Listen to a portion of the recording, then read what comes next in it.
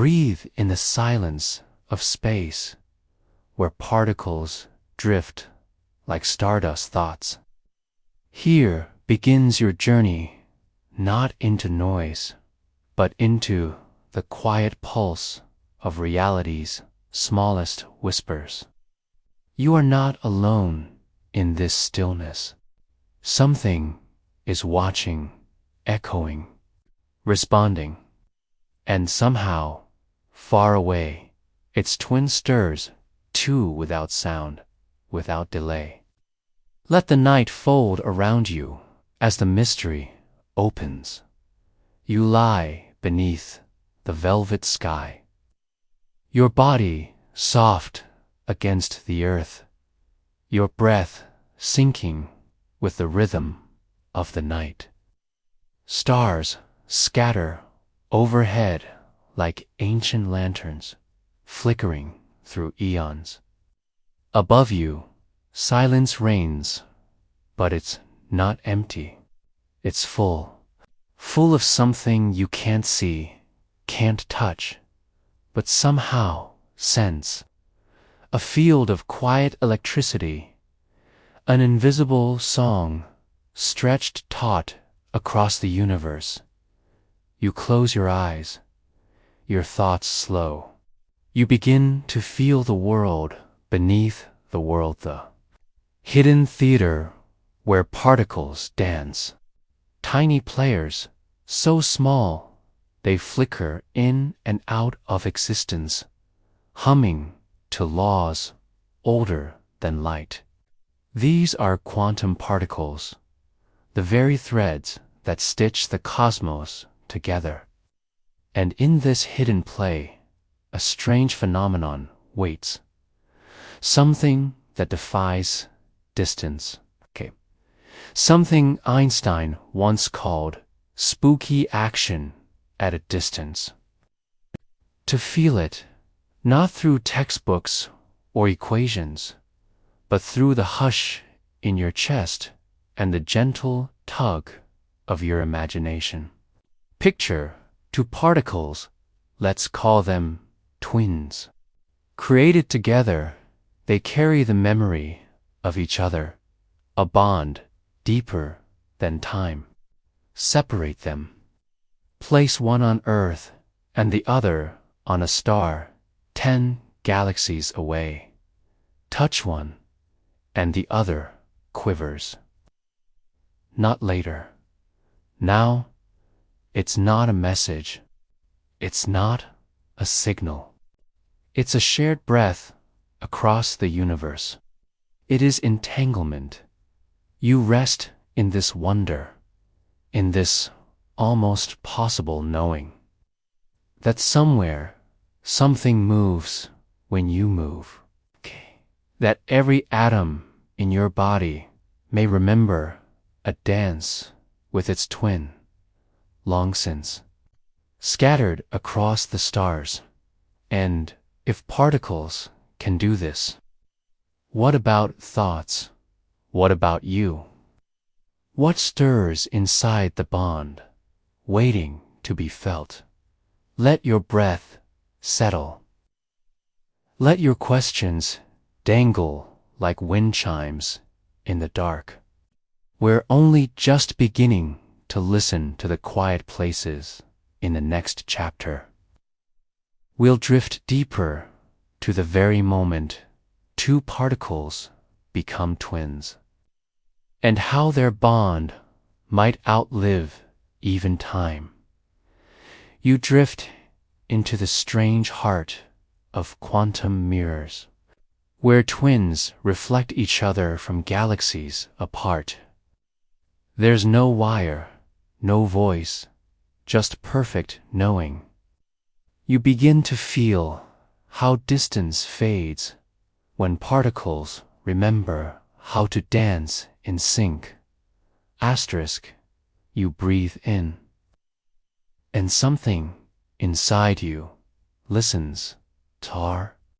Beyond your skin, beyond your home, beyond the sky you slept under as a child, there are two particles. They are born together in silence, spinning like dancers from a shared beginning, and then they part. One goes left, one drifts right. Light years may pass between them, yet still they turn in tune like shadows in a mirror that doesn't exist. There is no thread between them, no signal, no sound. Not eventually, not slowly, instantly, even if they now live on opposite edges of the universe. This is not fantasy. This is quantum entanglement. Imagine a mirror not hung on any wall, not resting in space, but floating everywhere and nowhere. Now, picture two reflections dancing inside that mirror, not copying each other, but completing one another. When one bows, the other rises. When one spins, the other stills. You cannot say which one leads. There is no delay, just perfect choreography. Hidden in the dark, you begin to see the world is not wired the way you thought. It's not a machine of gears and bolts. It's a whisper of relationships, a breath between things, a kind of remembering dot. Physicists call it non-locality. But what it means in your quiet room tonight is this: not everything needs a bridge to connect. Some things simply are together, always were, always will be. Your heart feels the strangeness of this, because somewhere it understands it. You've met someone before and known what they would say before they spoke. You've dreamed of someone moments before they called. You felt a tug in your chest at the exact moment a loved one far away began to cry. Coincidence? Yes, most times. But what if, like quantum twins, something once shared can never truly be apart? You're not being told this is magic, only that even in the smallest places, smaller than atoms, tinier than time, there is mystery, a choreography older than stars. And you, quiet listener, are made of that same material.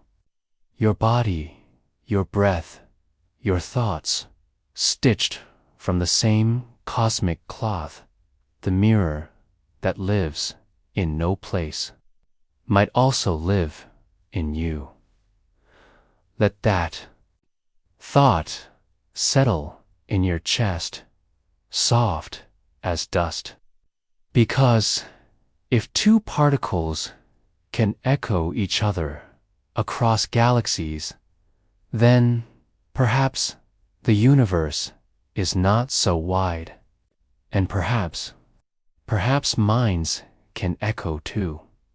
But before we leap toward minds and meaning, you must first understand the dance itself, the rhythm of these strange twins, and what happens when we try to watch them move.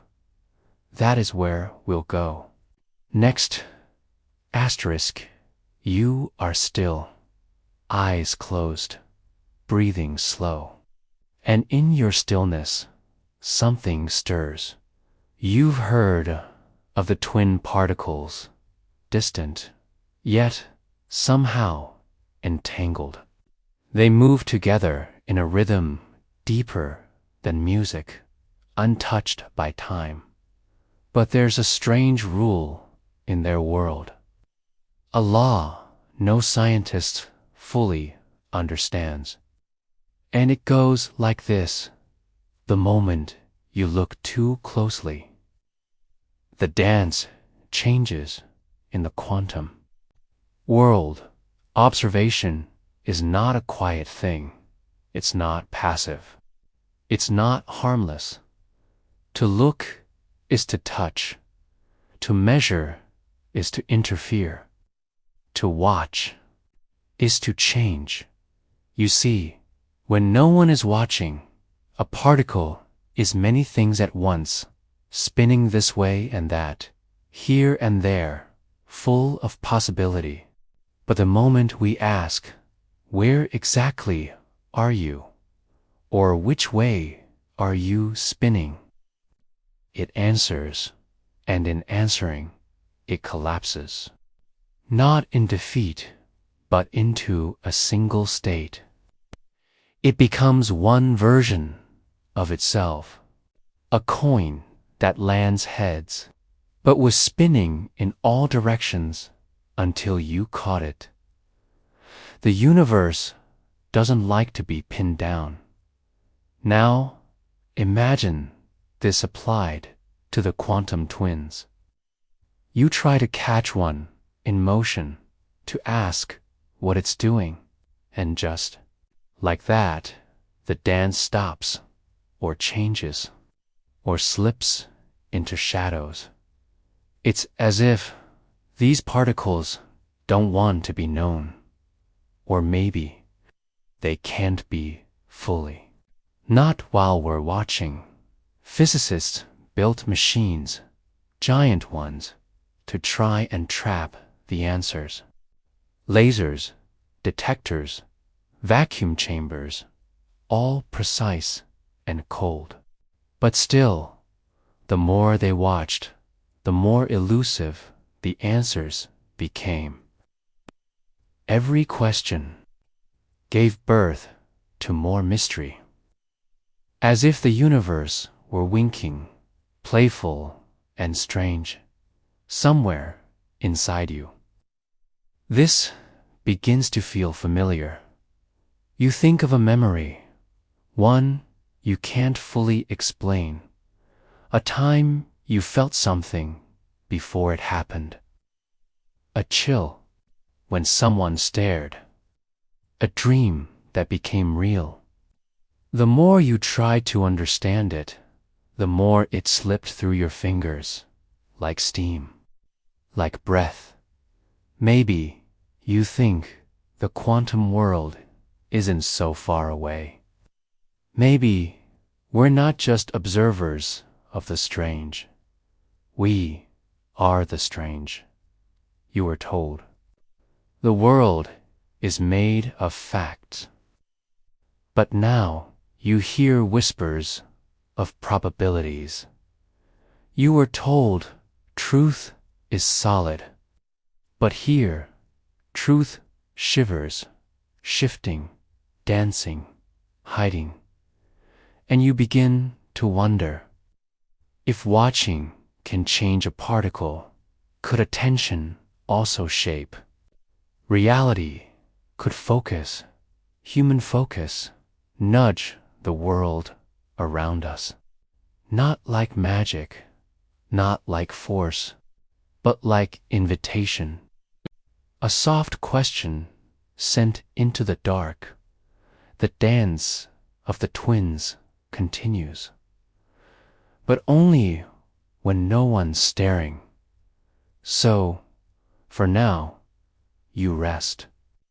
Eyes half closed, listening to the rhythm behind the curtain in the next chapter. We'll leave physics behind, just slightly, and begin to wonder what this all might mean for you. Your thoughts, your connections, your inner mirror. Asterisk, you've heard the phrase, as above, so below. But tonight, lying still, you begin to feel its weight. What if, as within, so without? when a feeling passes through you like a breeze, and a second later, a friend across the world texts, "Were you just thinking of me?" Coincidence, maybe, but maybe not. In quantum physics, the twin particles, entangled, can be separated by galaxies. Yet, when one moves, the other seems to know, instantly. No signal, no sound, just knowing. Einstein hated this. He called it spooky action at a distance. It broke the rules. It made no sense. But the universe didn't ask for his permission.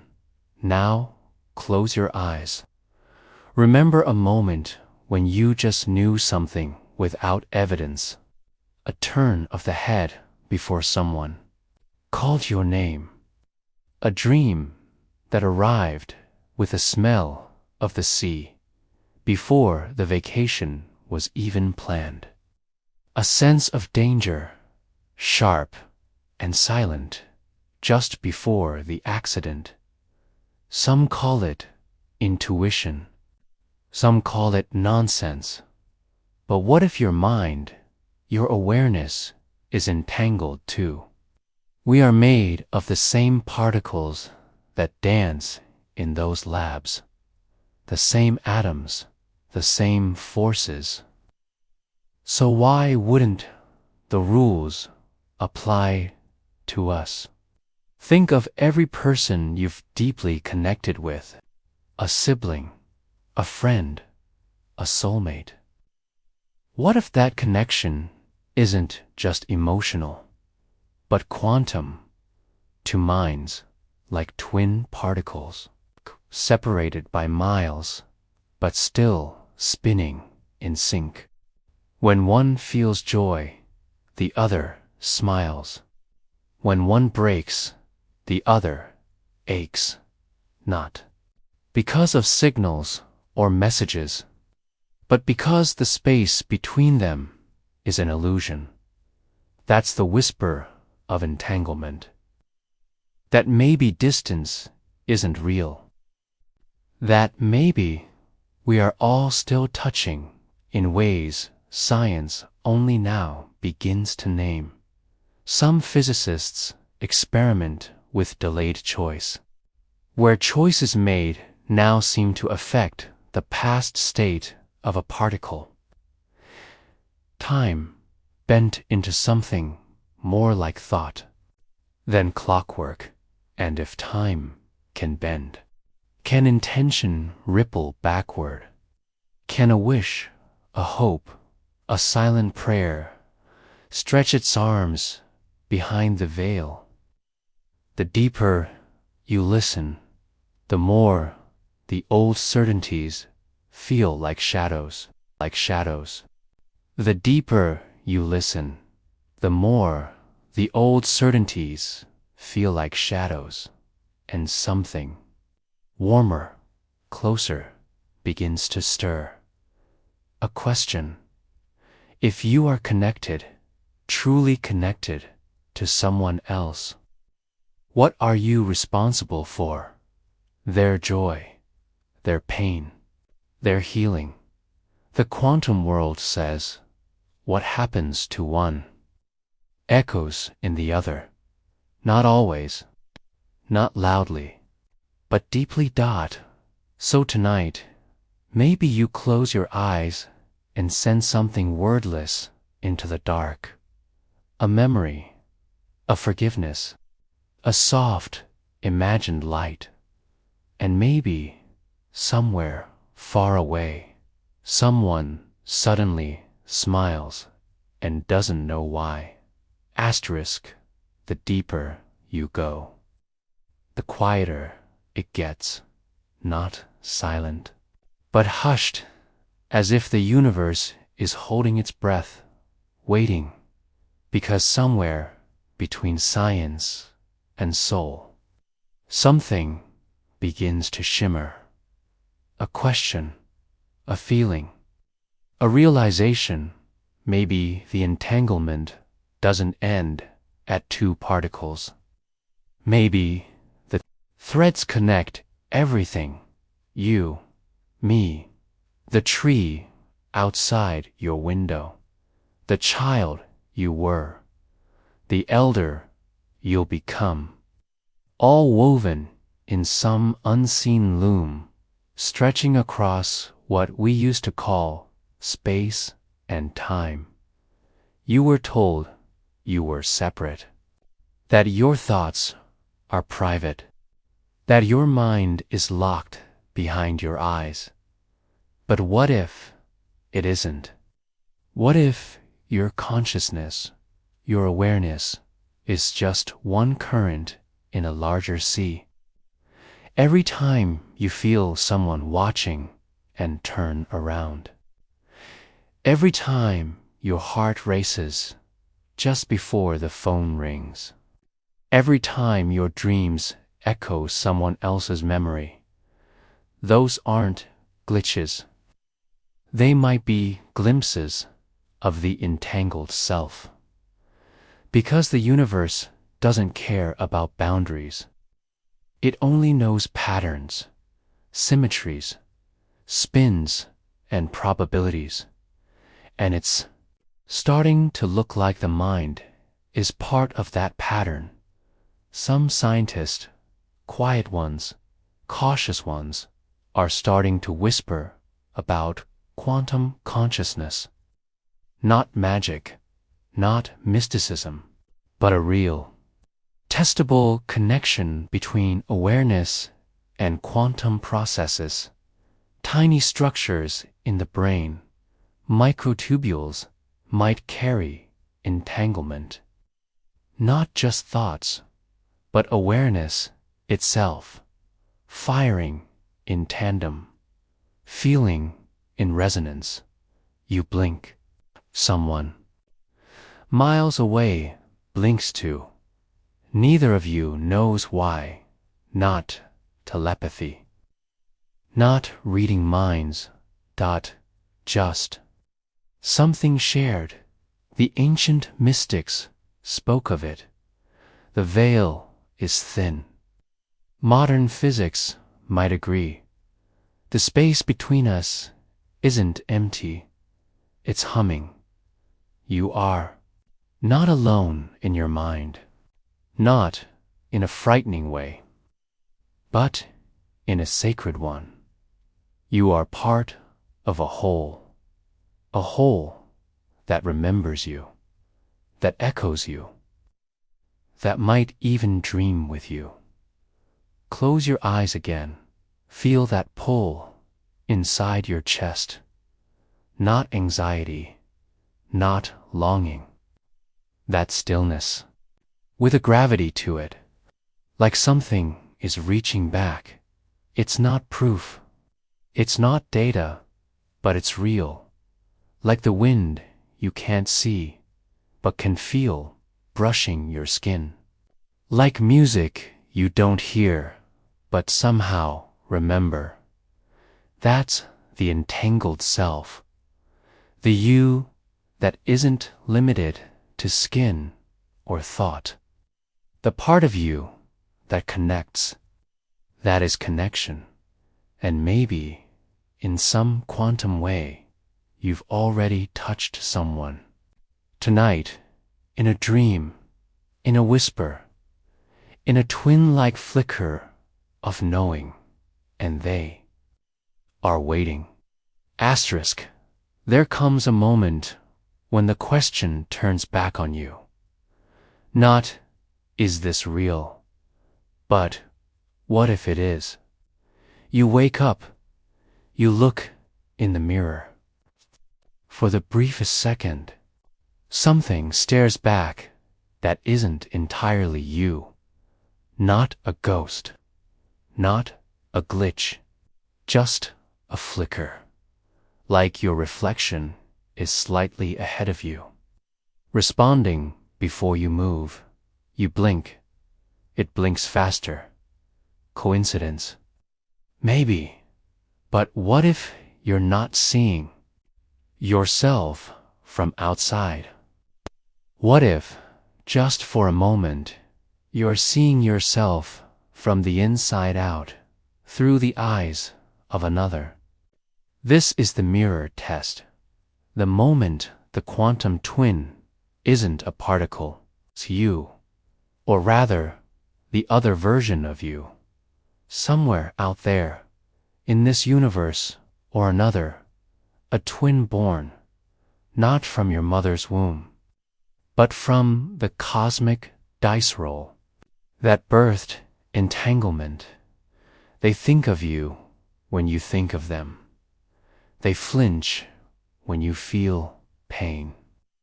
They wake at 3:33 a.m., same as you. No alarm, no cause, just a call. The same nightmares, the same numbers, the same words whispered in sleep by lips a world away. You don't remember meeting, but that doesn't mean you haven't, because the mind doesn't store everything. Some things are encoded, buried in electrical silence, resonant in quantum noise. You've passed them on the street, your eyes met, and for a second your spine froze. You recognized the feeling before you recognized the face, that ancient pull, like looking in the mirror and seeing someone else blink first, so you turned away. But they didn't. They remembered. They knew, and somewhere, in a notebook or a locked file or an unfinished voicemail, they recorded it. They called you their mirror. They never stopped searching because they feel it, just like you do. That sense that something is missing. A voice without a throat. A hand without a body. A scream muffled in your dreams. It's not imagination. It's not schizophrenia. It's entanglement without wires. You were paired, split, scattered, and the experiment isn't over. Some physicists call this non-locality, but in simpler terms, distance doesn't matter anymore. What matters is the match. And you matched with someone once. Not by blood, but by code, quantum code. And if you look long enough into that mirror, not the glass one, but the mirror behind your eyes, you might see them again, looking back, waiting, just like you. Asterisk. You've felt it before, that eerie deja vu, not from this life, but from someone else's. You walk into a place you've never been, but you already know the smell, the squeak of the door, the angle of the sun through the dust. It isn't memory. It's resonance. Quantum twins don't dream separately. They share. The dreams don't arrive like messages in a bottle. They crash, full color, full sound, as if your mind is a second theater projecting a story it never filmed. Last night, you dreamed of drowning, but you didn't wake up choking. You woke up exhausted, like you'd been fighting to keep someone else alive. And what if that's exactly what happened? There are documented cases. People who dream about plane crashes before the news hits. People who feel broken bones hours before their twin limps into the ER.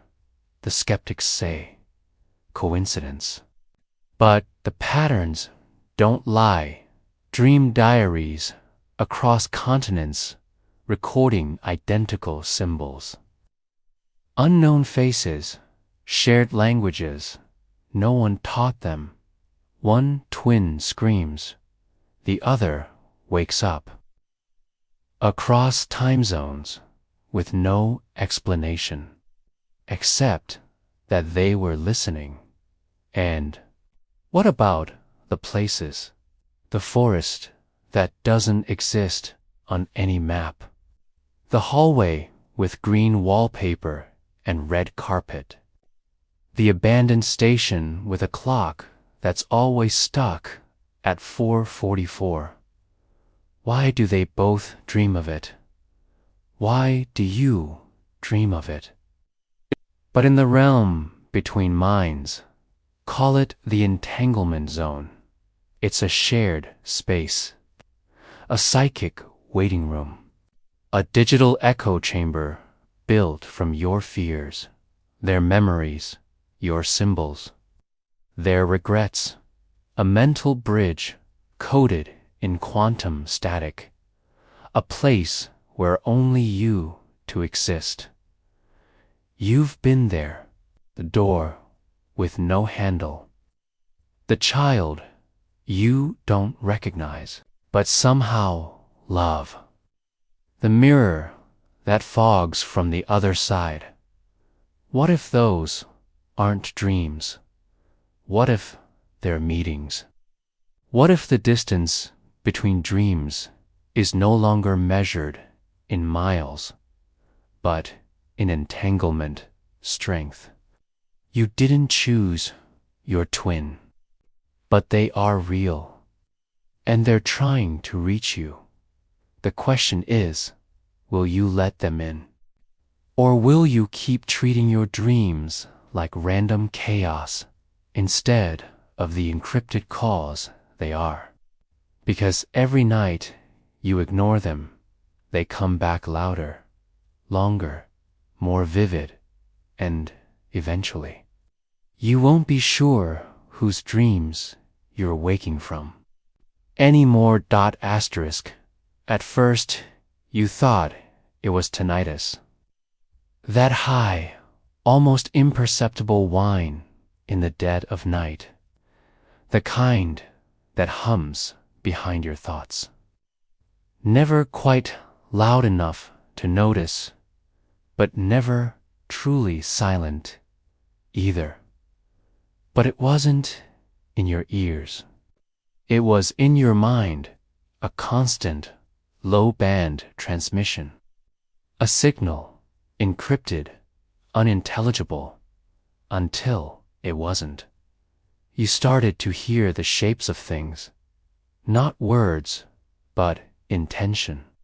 You'd be brushing your teeth and suddenly freeze, not because of a sound, but because you felt someone scream in your head. The scream wasn't yours. It came from a mind tethered to yours, spooling across the void like a frayed electrical wire, flickering with pain, panic, and something stranger, urgency. This is the static between minds, what quantum physicists call noise, what mystics call the veil, what the ancients knew as the breath of the gods. Two entangled particles may mirror each other's spin, but two entangled minds, they bleed, thoughts leak, memories cross-pollinate, emotions once private spill into the open. Joy feels like a foreign wind through your chest. Terror clutches your lungs, and you have no idea why. Because it's not yours. It belongs to your twin, the one you've never met, the one dreaming behind your eyelids, The one who just saw something you'll feel the shape of before you even wake. You tried ignoring it. You called it stress, fatigue, overwork.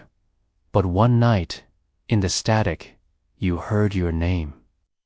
Not whispered, injected like it bypassed your ears, and was stitched directly into your neurons. You jerked awake, heart pounding, not from fear, but from recognition, because the voice, it was yours, only. Not quite, it was your voice from someone else's throat. That's when it hit you.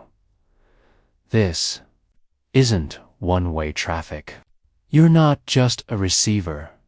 You've been broadcasting all those half-thoughts, those bursts of emotion, those vivid mental flashes during your worst days. They weren't just yours to carry. You've been flooding someone else's mind your whole life. They know your secrets. They've tasted your dreams. They've walked inside memories you buried and forgot. You are not alone in your head. You never were. The question is, how much of you is truly you? And how much is a reflection, echoed across a thread of quantum noise, filtered through another soul, entangled from birth or before? You reach for silence, but silence has teeth now, because in the quiet you hear the static again. Only now it's not humming, it's forming words. Let me through. Asterisk. It happened at 3:17 a.m.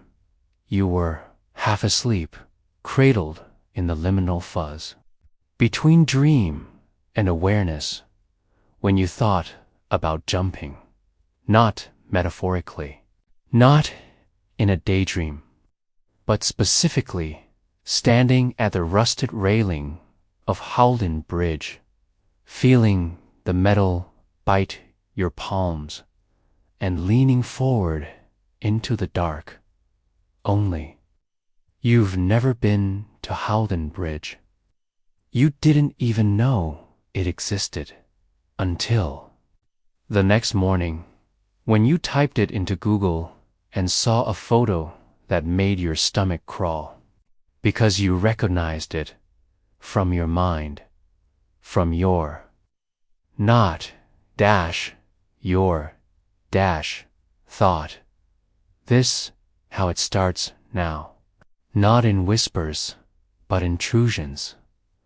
A voice that doesn't sound foreign, but arrives to complete, to be natural. A scene you remember, but only because someone else experienced it and left the residue behind. It's as though your brain has become a hallway with an open door, and something is standing in the doorway, not quite stepping through, but watching, always watching. You tried to shut it out. You meditated. You wore those copper-lined egg patches. You deleted all your search history on quantum cognition forums. But none of it helped. The more you resist, the clearer the connection becomes. Last night, the intrusion wasn't a thought, it was a smell. Burned paper, ozone. Like the air after lightning strikes a tree. You woke up gagging, the scent so real. It hung in your nose for hours. It matched a fire that occurred the same night in a city 2,300 miles away. A twin explosion in a research lab, one fatality, unidentified. But you know who it was. You don't know their name. But you know the feeling of their end, because your chest still aches with the echo of that last, sharp fear. What is this? Is it telepathy, quantum bleed, a psychotic break cleverly disguised as pseudoscience?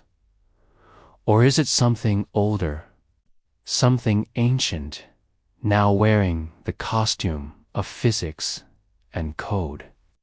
Some say the brain is a receiver, but what if it's also a beacon?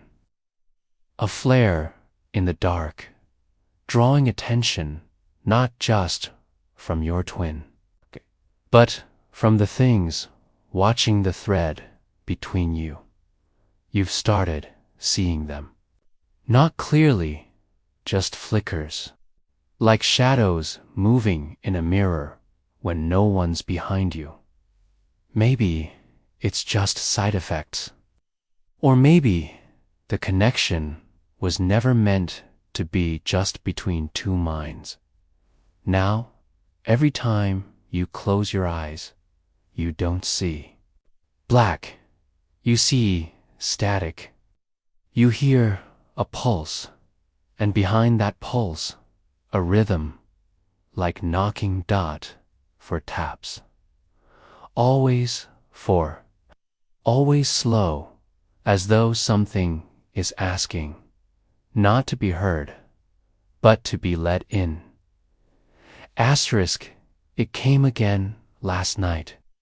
Not in your dreams this time, but in the walls, for soft knocks, evenly spaced, measured, intentional. You froze, listening, held your breath, then again, tap, tap, tap, tap, tap, tap, tap, too slow for a house settling, too familiar to ignore dot, because it wasn't just a sound. It was a pattern you knew. You'd felt it in your bones since the experiment. You sat up, sweating, eyes on the blank drywall beside your bed. There was nothing there, but you could feel something on the other side. Something not quite alive, but very much aware. You tested. It picked up your phone, opened the voice recorder, and tapped 4 times back. Silence. Then tap, tap, tap, tap,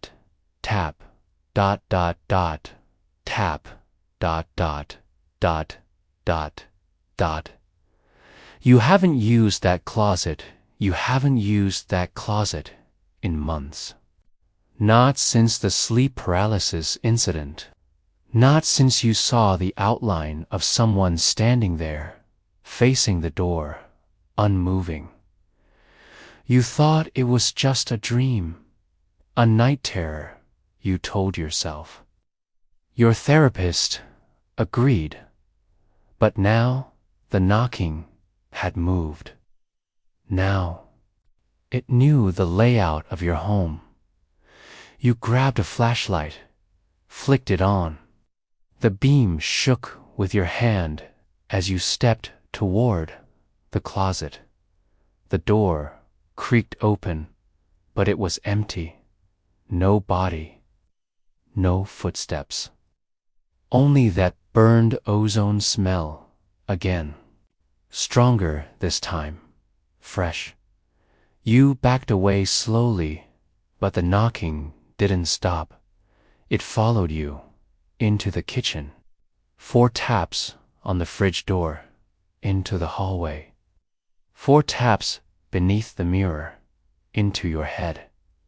That was the worst part, because now the knocks weren't just outside you. They came inside. Not as sound, but as pressure, like someone tapping behind your eyes, trying to tell you something, trying to teach you how to listen, and somehow you understood, not words, not images, but intent. It wasn't trying to scare you, it was communicating. It had learned your patterns, learned how to move through the folds of thought you and your twin had opened during the entanglement phase, and now it wanted in, not to possess, but to reside, to be hosted. You should have told someone, but how do you explain that your mind might no longer be yours? That you feel your thoughts being watched from behind your thoughts? That your twin, whoever they were, was no longer alone in the connection?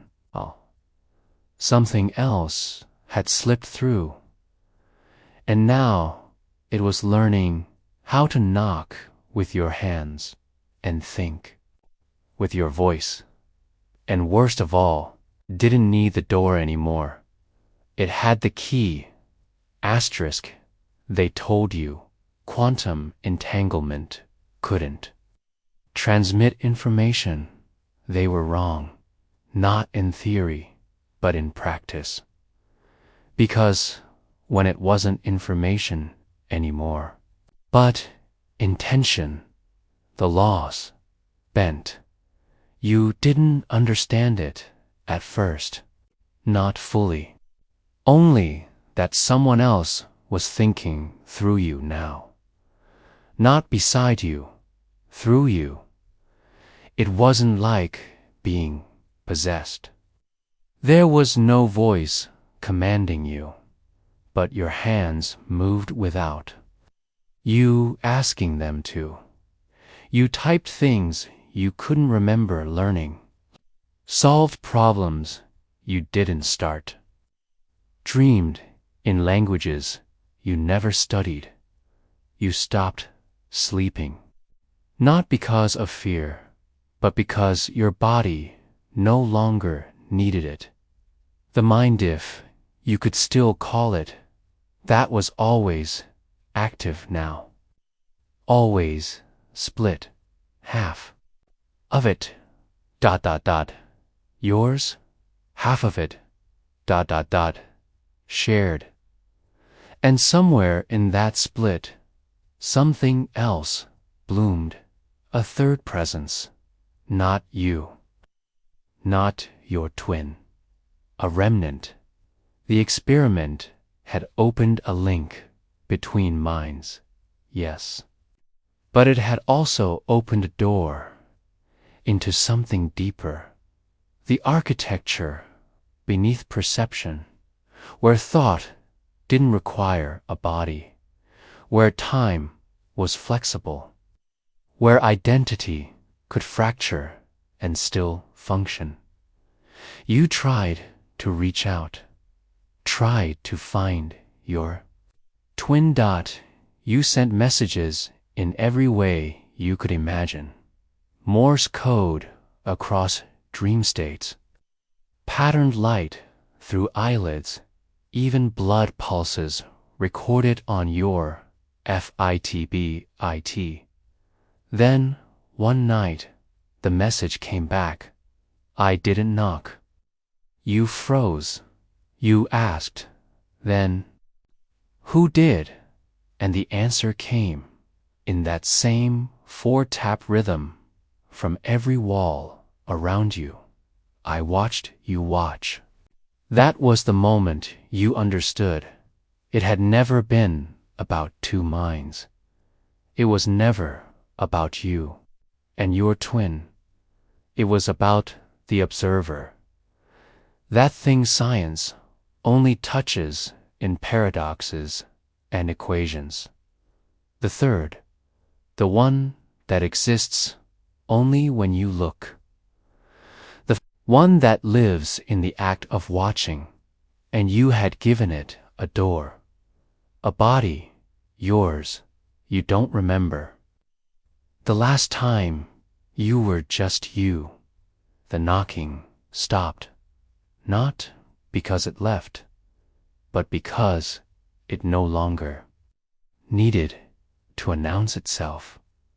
You are awake now, always.